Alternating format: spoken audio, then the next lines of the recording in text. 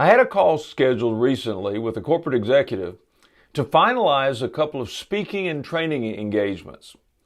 I was ready and eager to get started, but the call ended up starting slightly later than was planned. After that brief delay, the frustrated executive I was scheduled to speak with finally arrived on the line, and when he did, he began to apologize profusely for his tardiness related to what he referred to as an employee issue. Without going into any tedious detail, in the midst of his apology, he laughingly asked, "You don't happen to teach common sense, do you?" I couldn't help it. I smiled, maybe even chuckled too. Well, yes, as a matter of fact, we do teach common sense. Unfortunately, far too few folks sign up for the class. Let's take a minute right here to consider the various ways people, that includes you and me, everyone for that matter, are able to acquire knowledge, to actually learn if they so desire. First, and possibly most obvious option for learning is the formal education route. For most of us, just the mention of formal education can conjure up images of stuffy classrooms, self-important teachers, disinterested students, vague curriculums, mind-numbing tests. Well, I think you get the picture. We've all been there. We've all done that. And frankly, a lot of folks, including professionals I interact with regularly, are not anxious to do it again. It's not hard to find people we work with who readily tell us they've had their fill of formal education. For them, apparently continuing learning is going to have to happen in some other way. How about training, maybe? Training is a second and fairly popular approach to acquiring knowledge for many professionals, including leaders that I work with.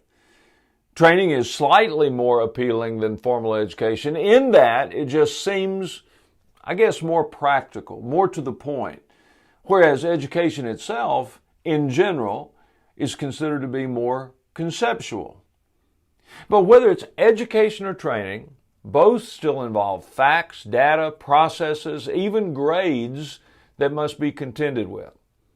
So for many, both those two options are fairly unappealing. So what can a professional, one who needs to keep learning, do to learn more? Well, here's a suggestion. Never discount the old-fashioned value of experiential learning. In it beats the very heart of common sense. Your personal experiences tend to drive home lasting lessons and common sense principles in ways that quote-unquote book learning never could. But I believe there's an even better way to learn both lessons and common sense than through personal experience. Of course, I'm referring to what I call third-party experiential learning. In other words, third-party experiential learning allows us to watch and learn lessons drawn from the experiences of others. In third-party experiential learning, the value of the experience is available to us without the corresponding pain that regularly accompanies a lesson learned the hard way. Author Mark Twain apparently understood experiential learning well and common sense too. He once observed, "A man who carries a cat by the tail learns something he can learn in no other way." I get it. That's perfect common sense. All right, sorry. My feeble attempt at humor, my original cat joke. But let's get back to it. For me, I'd rather watch a man learn his lessons about carrying a cat by the tail than suffer the scars of the experience myself. To me, that just makes common sense. Come to think of it, the same concept is true in leadership. There are lots of leadership mistakes made every day by leaders in organizations around the globe. The leaders who make those mistakes are certain to learn painful lessons from them. But what about the rest of us? The rest of us need to be paying more attention and learning from those mistakes made by others. How do I know? Well, one way is that executives continue to ask longingly if common sense can be taught. So, today, with my executive friend in mind, I'll share 4 quick common sense leadership lessons. Now, you can be sure each of these lessons have been learned the hard way by some leader, somewhere, sometime. Truth be told, I've learned a few of these lessons the hard way myself. Because I'm sharing them here, maybe you won't have to.